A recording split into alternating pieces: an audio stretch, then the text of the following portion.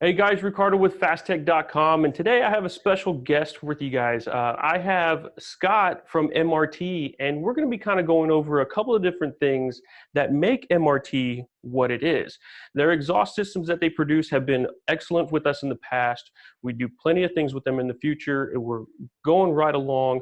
We're moving things with MRT. You guys have enjoyed their systems for years to come, and I know that they're product, their manufacturing process, and everything about them has always been spot on. So, Scott, I want to welcome you and thank you for joining us as we have this little conversation here about what you guys have done with the MRT brand, because we know the MRT brand has been supplying the Camaro's exhaust systems, I mean, almost since the car came out, really in 2010. So Yep, exactly. you guys have really kind of been there. Yeah, it's been a solid product for us. Quietly, I know this isn't a quiet type venue, but Camaro has been our rock star. We absolutely sell more Camaro product than any other brand, and it means a lot to us. I know a lot of guys have enjoyed y'all's exhaust systems, the sounds of it, when it comes down to the V1, the V2, and now with the 6th gen, you guys have the V3. So I know a lot of people have really enjoyed the sound and quality out of y'all's systems. But what we wanted to kind of do in this video is we wanted to kind of explain to people what makes MRT MRT. Okay, Good. so now going down my list here, I have my notes here.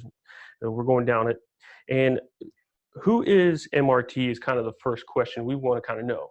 Who is MRT? What makes MRT MRT? We know, Scott, I mean, you're kind of the guy in the background, you're the guy, you're engineer, you're the guy kind of forefront and everything, but we know that it takes a team to kind of put something like MRT together. So kind of tell us a little bit about MRT and what it is that makes you guys MRT. Okay, good, great question.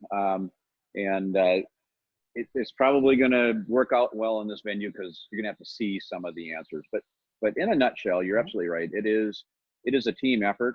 With a company like MRT, we're a small business in comparison to some of the other manufacturers in the world, and that is one of our strategic advantages. That allows us to be quicker, more nimble, provide a more personal touch, and be involved with the products and the customers that we design them for.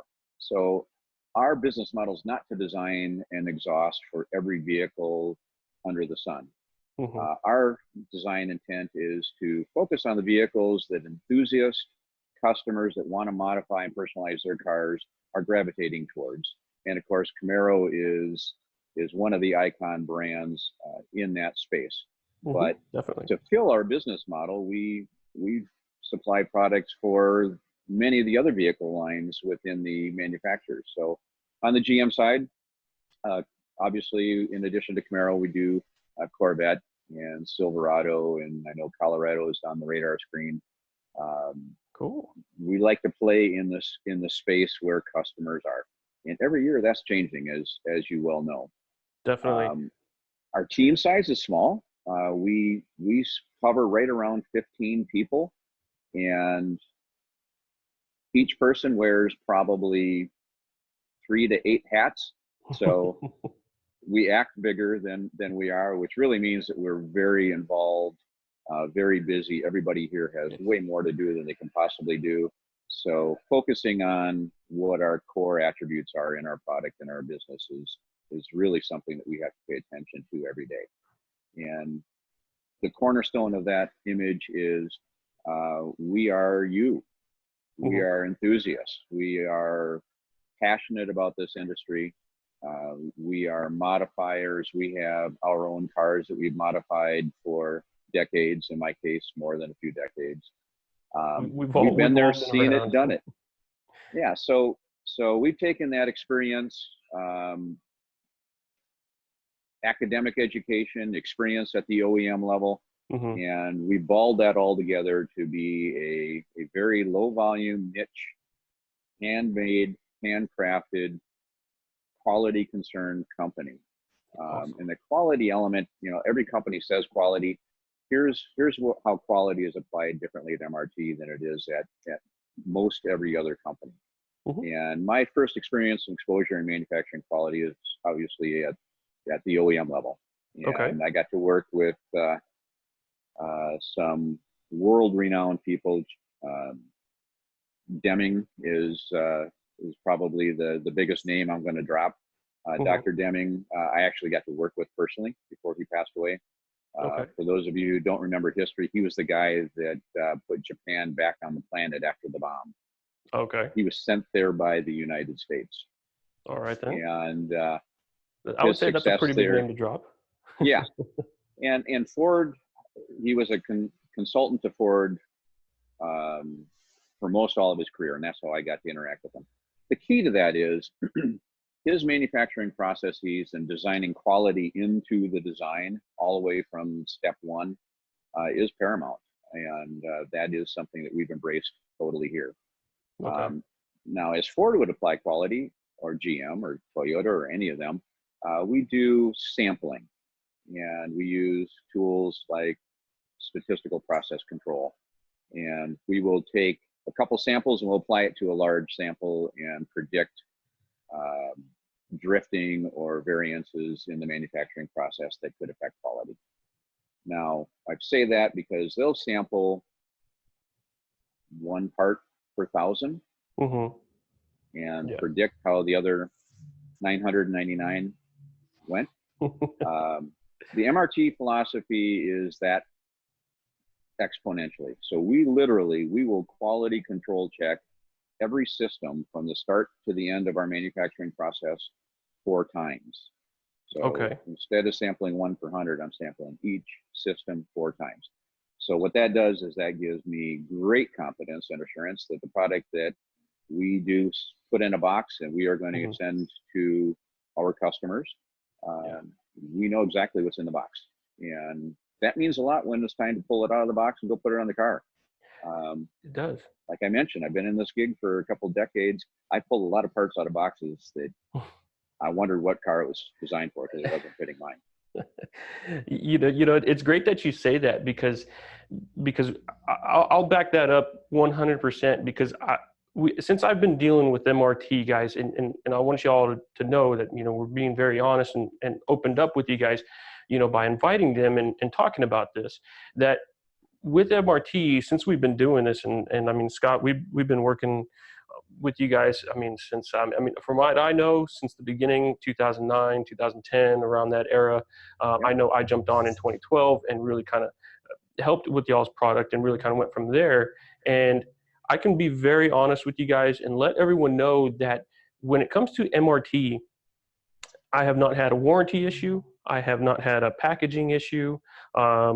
Now, this kind of goes into the fact that if the box isn't too thrown around, let's say it just got drug under the car for whatever reason, that unfortunately we can't control. That's something that no matter how good that packaging is, if it gets drugged behind the car, it just happens. But when it comes to, a damaged item, let's say a damaged muffler, damaged tip, or anything like that, I've never had that happen fresh out of the box when the box is completely intact and nothing's wrong with it. So when he says that they quadruple check their systems as they go down the line, I can kind of vouch for that because over the years, MRT issues have been virtually non-existent.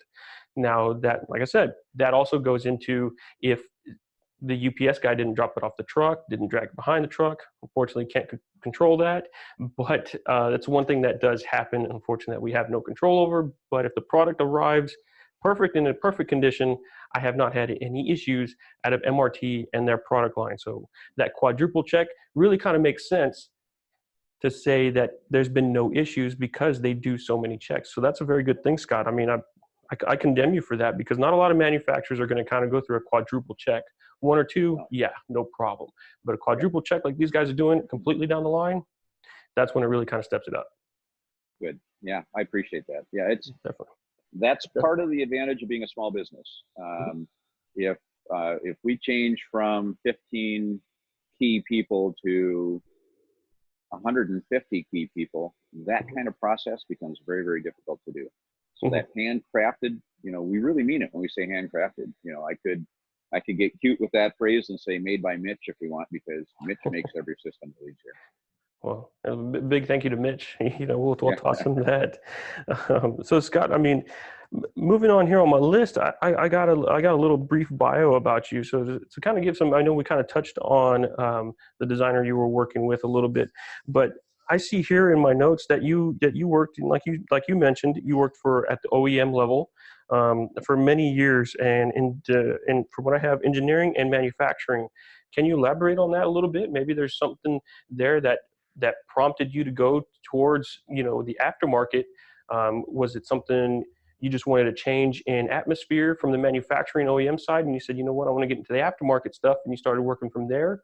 Or was it just a passion that you kind of went towards, the racing level, the excitement, the drifting, the autocross guys, just the sound of exhaust systems really kind of drove you to start MRT? Good. Yeah, I would love to share that. And I'll try to not make it a real long story because it's been over a few years. But from the time I graduated from high school and started college, I really had aspirations and desires to work in the auto industry. My family growing up was all GM family, mostly Oldsmobile, back when that was a thing, for those of you who've been around for a few minutes.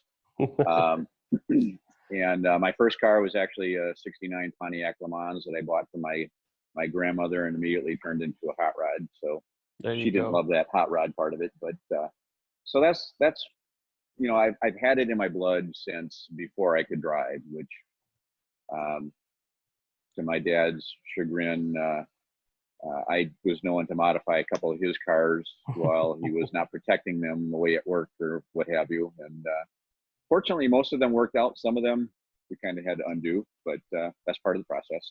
Exactly, Um, man. We always have those stepping stones we all have to take. So exactly.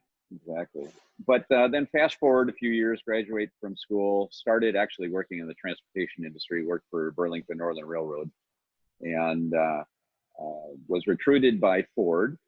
I did computer system development for the railroad, and the protocol that I knew and learned was leading edge. Didn't really know it at the time that was such a big deal, and Ford wanted to use that protocol into their system, so they recruited me. And of course, I jumped at the chance to get to Detroit and find myself working in the OEMs. yeah. After about 3 years, got hired directly by Ford, and got to see a little bit of more of what it was like on the inside of a company this size. And a step back, I grew up in a town of 1,300 people in middle nowhere, Minnesota. So going to the big city was a big deal. There were more people working in this plant than I grew up with in my town.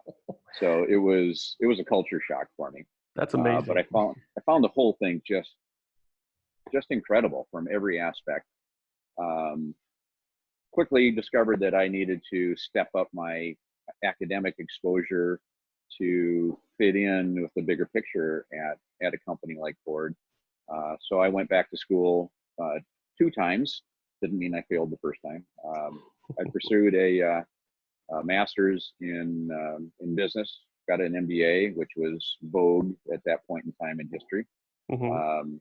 And that was great. That opened up a few doors, allowed me to move through the company a bit, and then engineering masters became vogue. So There you back to go. school I went, and got a master's in automotive engineering. Nice. And through this whole time, I've been customizing my car, been road racing, doing some drag racing. Not gonna lie, kind of suck at drag racing. So road racing was more my thing, Hey. and fortunately found my way through the manufacturing and the design phase. I designed truck frames and was a production foreman in engine manufacturing, which was an interesting process all on its own. Hmm. Um, Landed at Team Mustang, which at Ford is as big an icon as Camaro and Corvette would be at GM. That's And nice. that brand next to the F-150 are the two biggest brands within the company. So it's got a lot of attention, as I call it. A lot of Hmm. the corporate adults are watching, right? So I kind of hard to bet. get away with stuff. I bet. Um, I bet, man. but we snuck a couple programs through the system with very little supervision. The 2001 Bullet and the 2003 Mach 1 were the two vehicles that I led from concept, product definition, all the way through launch with almost no team. So really, that got me back into the seat of really my passion of doing things cool and unique and different than the mass volume of products. And the real benefit was that I got to run my own mini business within a business. There you go. Perfect opportunity to get the experience and the training to venture out on my own, take my 401k, cash it all in, and start buying equipment and products and living the American dream. So the moral of the story is poverty is way underrated. It's pretty cool. Well, that's interesting to hear, man. I mean, I know growing up, I mean, I'm old enough that 20 years ago, that Mach 1, when it first came out, it was a big thing. It was a big thing. I mean, all over the media at the time, and obviously the media was a lot different back then than it is now. You know, so now it's completely different. But to know that you had that background behind the automotive industry to where it went from production design or even an idea to full-on vehicle produced, you know, in an assembly line, that's amazing to kind of hear and see, because you hear that about these different companies and where they kind of went from, where they started, and a lot of them don't have like a story like you guys do, to where it's I started from basically worked my way up ground zero, you know, and worked my way up all the way to the corporate level. And then I decided, you know what, I want to pursue the passion that I have. And, you know, this kind of gave me the inkling to go ahead and do it, and went from there. So it's great to hear that you all have had very good success. I mean, since 2003, from what I have here, is that correct? MRT's been around since 2003? That's right. All right. So I mean, you guys are approaching what, 20 years, you know, here in the next couple of years. So we're at about 18, 19, 17, 18 right now. So that's great to hear that you guys have had so much success, you know, with producing the exhaust systems. And like I said, I mean, guys, when I said it earlier that MRT's put out some great quality stuff, wasn't lying. I mean, we've had great success with MRT. You guys have always been a wonderful brand to work with. We've always been together, and all the stuff has always produced and been perfect down the line. So knowing what I know now, that Scott has a background of OEM manufacturing, now I can see where the MRT products come into play, that they come into play of, you know, hey, that OEM quality level. So that's one thing you guys can expect from the MRT brand, is an OEM quality level that's going to be up there to meet your expectations. Yep, exactly. Yep. Definitely. So that's great to hear, Scott. Let's see here. So moving on. Let's see here. Now, we talked about the quality of y'all's product, okay, and how good it is and everything. But what made you guys choose the material of how you make your products? I know there's a lot of different stainless steels out there. There's different grades of aluminized steel. There's stainless. There's 309. There's 409, T304. So there's all these different levels of material that you guys probably have access to. But what made you all choose what you guys currently use right now? That's a great question. There's a couple of reasons to it, but the first and the primary reason is if we're going to put all of this time and attention into designing a product that fits, that we've gone through the sound engineering evaluation to know that it produces the right kind of sound that this vehicle needs to present, manufacturing processes, checking the product, make sure the piece in the box actually is what we intended to make. To go through all that energy and to not put the best material in the box, just, I'm a simple dude, that doesn't make sense to me, right? So if we're gonna, if it's really having the best product, and don't let me get away from best value, because that is very, very important. That too. My heritage is Scottish, which, if you don't know, we invented cheap, but not cheap in materials, cheap in terms of great value. And the value is getting the most, getting the best quality, the best materials, the best service at the best value. and that just left one material on the table for us to select. Okay. A lot of companies, not a lot, but several companies use the same grade stainless steel that we do. And you see behind us, we have a performance shop here. So we design the products here. We install products our own as well as other people's products here. So we get to see what's going on in the industry firsthand that way. That keeps us sharp. It keeps us aware. Definitely. And I'm seeing the thickness or the gauge of the material getting thinner with a lot of our competition. I am seeing clamp material and hanger rod material being made either hollow or a less quality grade stainless steel. And while those things are all technically okay for having a system come out of a box and fit your vehicle, it will affect how the vehicle lives with your car. It will affect the longevity and the appearance going down the road of how this looks. So when we use 304 stainless hanger rod, 304 stainless tips, 304 stainless clamps, for crying out loud, the intent is that corrosion is not going to be your issue. Let me just put a segue in there. 304 stainless steel does not mean it can't rust. It just means it is the highest corrosion resistant stainless steel available in the exhaust manufacturing world. What it means from a practical standpoint is none of us are going to live long enough for it to fail because of rust, which is why we can put a limited lifetime warranty on our product. We say we use 304 stainless steel. It is 304 stainless steel. So if you get real excited and you lose it coming around a corner and back into a tree and you bend the exhaust tips, not under warranty. You damage the tips. That's just like UPS may have damaged the box, right? That's something that's unfortunately out of our control. So I agree with you on that one, Scott. That's something that, guys, I mean, if that happens, I feel sorry for you. And honestly, if it happens, you can reach out to us and maybe we can work together on that as getting you a new system. But unfortunately, that is one of the things that warranty cannot, predict. Right. Yep, exactly. I've actually had a couple people try it, and I give them props for trying, but I politely said I'd be happy to make them a new one. It's one of those things. It doesn't hurt to try. The worst thing that someone's gonna say is sorry. No. Yeah, that's right.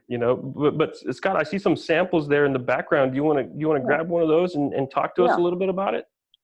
So a couple of the things, and some of these things have become pretty much standard in the industry, but wanted to be able to show off kind of what we're doing. So let's just take an example. This is a version 2 exhaust system. Okay. All of the pieces that I've mentioned in my discussion are represented here, except for the clamp, which we add right before we ship it. But one of the things that people sometimes notice is, well, the tube is different than the muffler and the tip. And I'm going, well, how is it different? He said, well, these are chromed.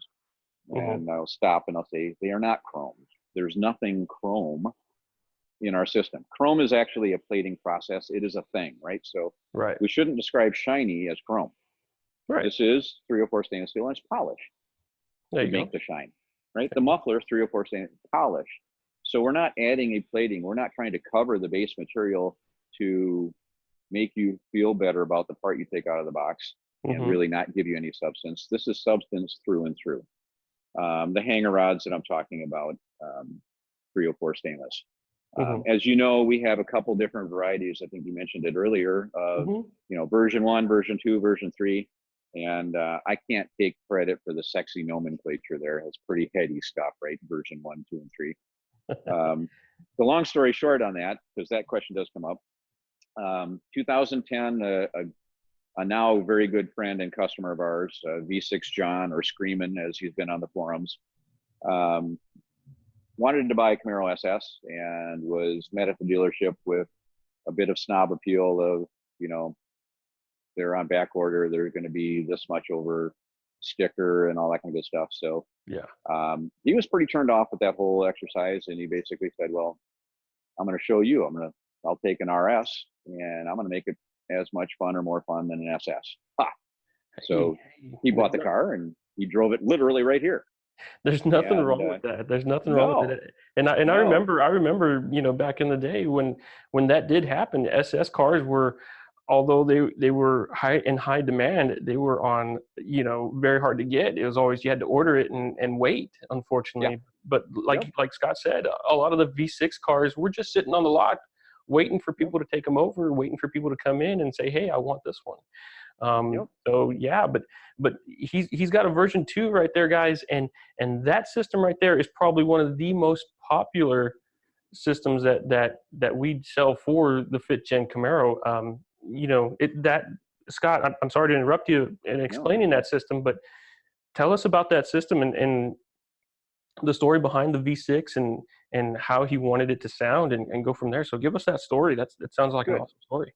Yeah, it is. It's a fun story. And again, this is on a customer car who is John is a very detailed, discerning guy in Mhm. everything he does. Um, Possibly a little obsessive compulsive, but I'm not a psychiatrist, so I'm not going to prescribe any medication. But the reason I say that is we went through literally 10 design iterations of exhaust systems and configuration on his car, Mhm. evaluating each one in terms of the performance, sound, drone, resonance, appearance, and we actually settled in on a system, and it happened to be what we now refer to as the version 1 system. Not seeing one out here, but it's very much like this with a little Mhm. smaller resonator. Yeah, it's got smaller. And and we wanted, from the preamble to this story, we wanted to have something that was going to be noticed and in your face and say, and I'm doing this with a V6. So the version 1 is a bit more edgy. It's a little louder. It is in your face, get noticed, Mhm. and on purpose. And we said, great, this is our system. And we went into our tooling phase and we launched it. And again, one of the things that's really cool, exciting to me about being in a small business is once we said the version 1 was the style that we wanted to do, uh, 3 days later, we had designed the fixture, validated the design. We had pieces in a box ready to ship. 3 days. Awesome. Big companies can't have a meeting in 3 days. We get it done. So that part's really fun for me. Mhm. Um, so he spent some time with the car and did a lot of videos and posted them on forums and so forth. And about 2 weeks in, he said, I'm digging it. I'm loving it. It's kind of seasoned a bit, and it's even a little bit more aggressive. Mhm. Um, my wife won't ride with me anymore. I said, oh, that's a bad thing. All right. That yeah, So what do we do? that's He got to do said, something let's about tone that. it down just a little bit. So back to the shop we went, and we added a bigger resonator. So what it's doing is it's managing more sound from the engine, and the result is it's a little bit less aggressive, it has a little bit less harsh note Mhm. to the sound, and still has a deep, full performance sound. We put that on his car, and he loved it more than the version 1. And his wife actually would now ride with him in the car. And said, "All right, we need to bring this to market because there's going to be people that are going to want to be in this space as well." Mhm. Yeah. And at that point in time, we were just hustling, bustling, and crazy. And I said, "John, help me come up with a cool name for it." He goes, "Scott, I'll do the video, I'll do the description." He goes, "I am not your market. This is the second version. Let's call it version 2." Hey, Works for me. y- So it's worked for you guys. I mean, like I said, Scott, we've been doing this, you know, a couple of years now, and out of all the brands we deal with, none of them are saying version 1, version 2. You know, they all have right, their little names here and there, right, yeah.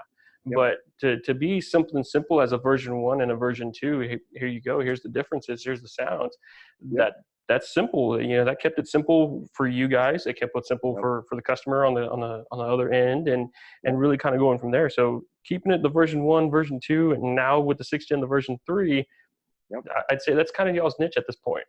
Yeah, it is, and it's strangely identifiable. People kind of remember it, and they know Oh yeah. the, how they relate together. Um, the version 3, as you're mentioning. So I Mhm. mentioned the version 1 being a smaller resonator, version 2 this resonate. Version 3 is really literally a muffler delete, right? Okay. So where there would be a resonator, there is now no resonator. So it's straight through, straight piping. And Okay. some of the different configurations of powertrain you can pull that off, and it can be good. Some of them, it also can become quite harsh and edgy, right? So Mhm. that's what I mean by the sound engineering. We test these things on cars. We go for a ride, both in city and the highway. And if I couldn't stand being in the car for a road trip because of drone or resonance, I'm going to tell you. And Yeah. some people, we do have a few people that actually call and they want to know what system has the most drone. They love drone and they want to have the most droney system. I Mm. can help them with that, but that's not the norm. Yeah, right. Yeah, most people want as little drone as possible, Right. and so going into the different versions that MRT has, guys, is that it really kind of plays a Scott was able to give you guys kind of what you want with the different versions available. So, Right. and Scott, correct me if I'm wrong. I know we've done it ourselves here, and when we kind of develop something, we kind of make something, and like I just don't like it, but we put it out there anyways. And if people like it, well, then great. But Scott, I mean, kind of, how do you feel about that? If you were designing and testing one of these systems and you didn't like it, but let's say someone else would you still kind of produce something like that? Yeah, our first goal is to provide customers Mhm. with the product they want in the best possible, most affordable way possible. So Yeah, that is our business model. there you go. Um, Opposite of that would be me designing my car that I like and I love on your budget. Mhm. That's not the space that we play in. You are Yeah, the customer is king in that regard of very helping us true. understand what they want and then providing it. It's very true, Scott. Very true words. I mean, coming right from Scott at MRT directly from himself, you guys. So that kind of Scott, we did a good coverage as far as the version 1, the version 2, and the version 3.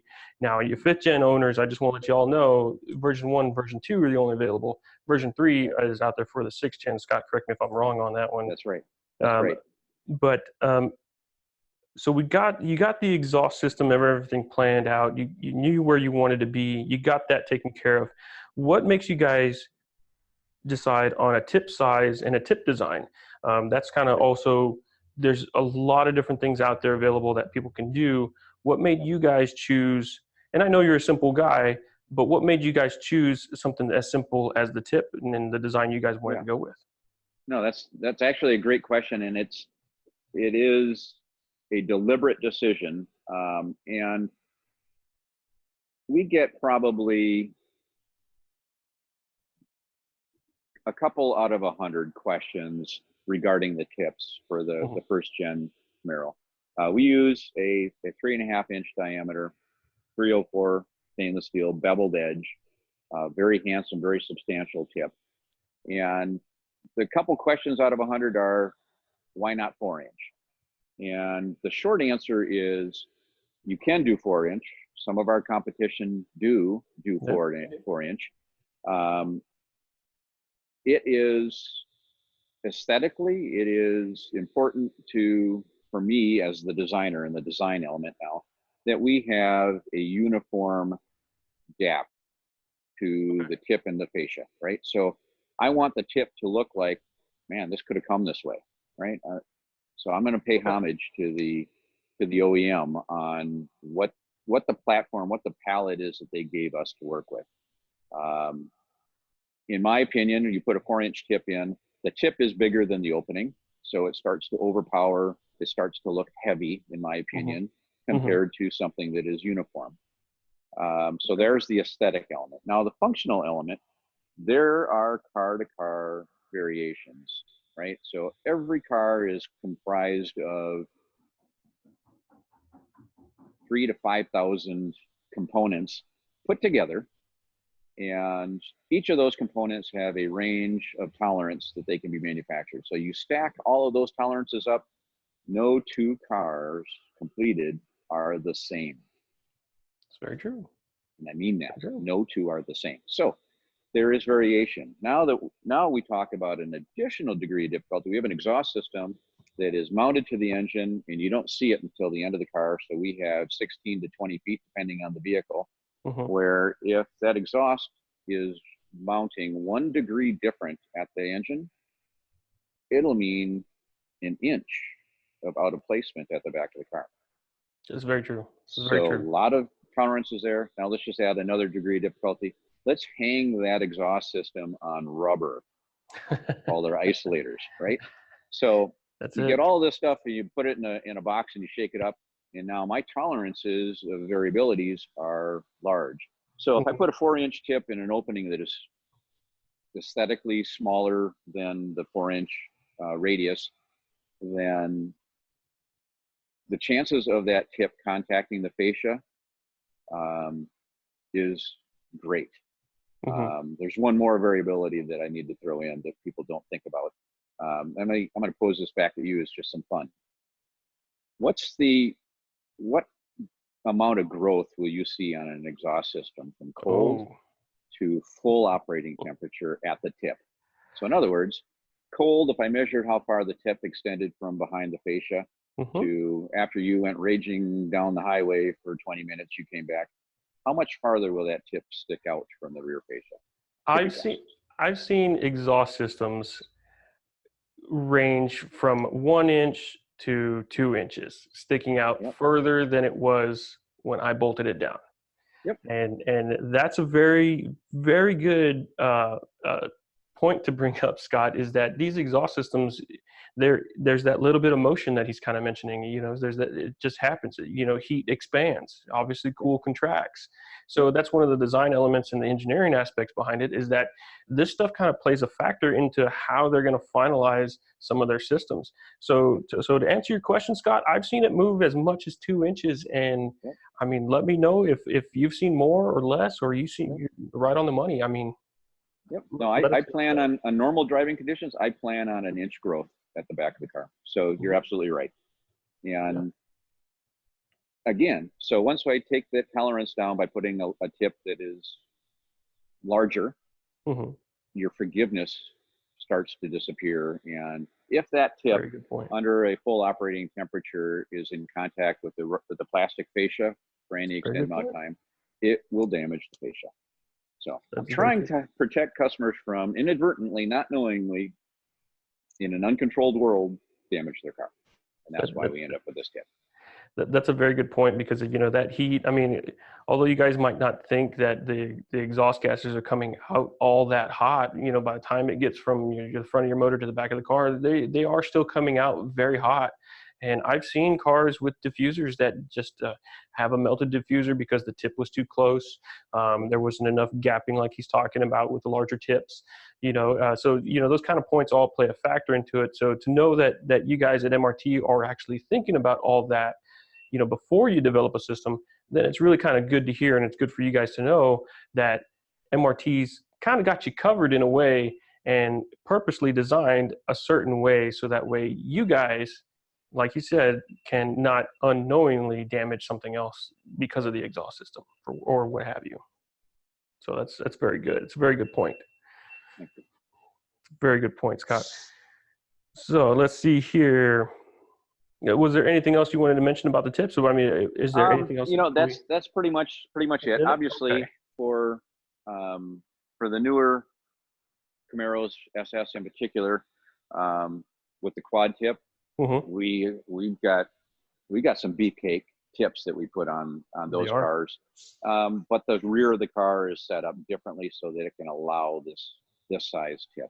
But the same principles are intact. It's all 304 stainless steel. We get the shininess out of polishing the stainless. Definitely. That's great, Scott.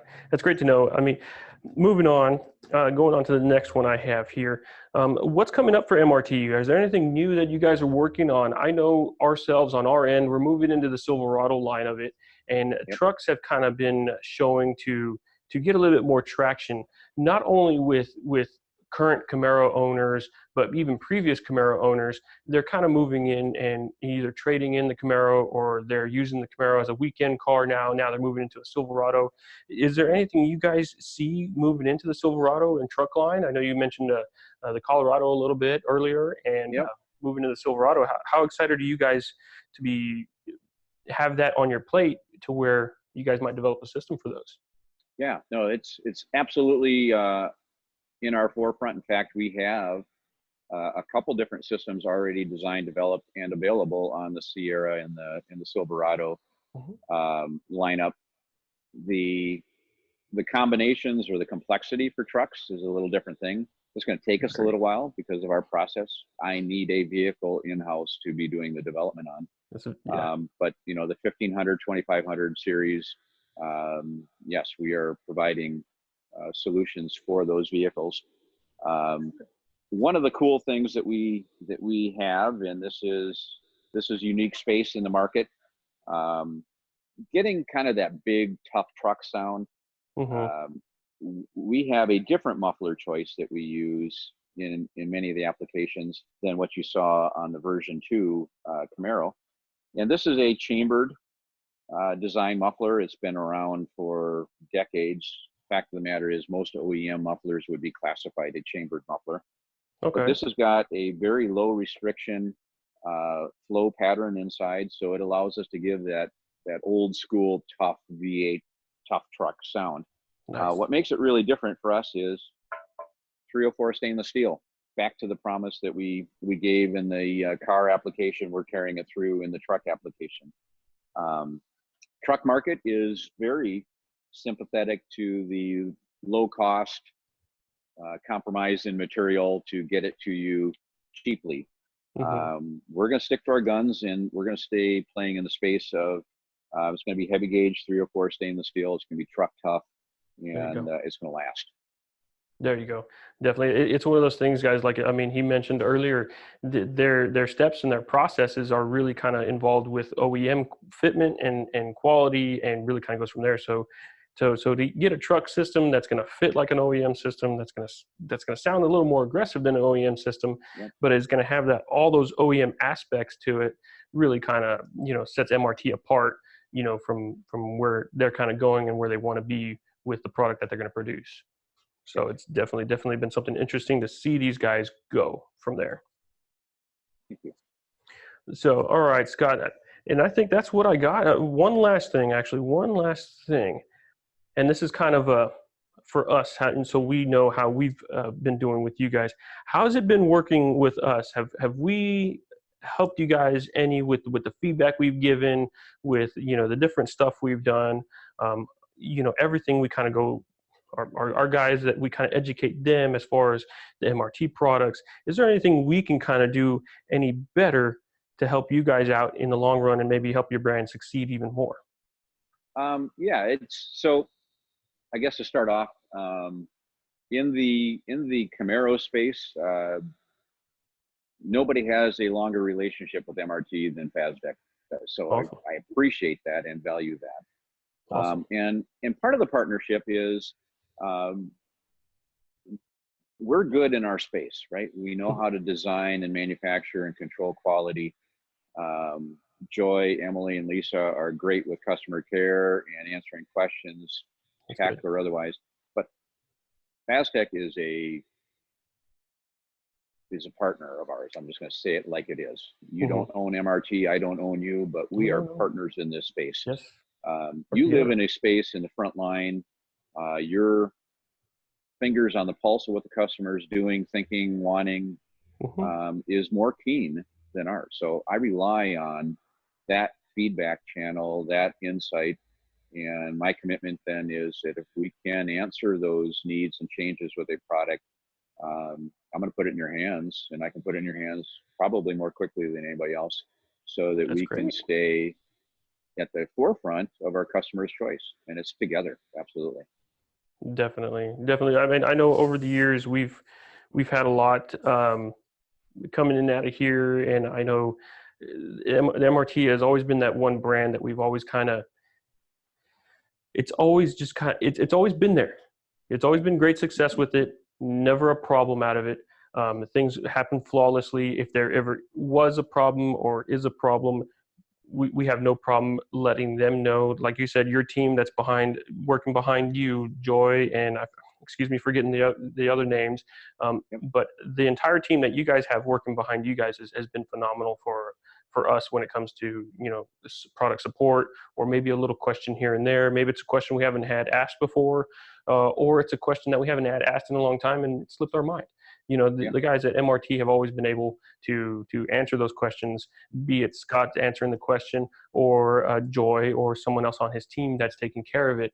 I know even if Scott's been out of town, someone else there is able to answer the question no matter what. And that's the good thing about MRT, is that someone there is going to know the answer that we need, even if it's not a full 100% team.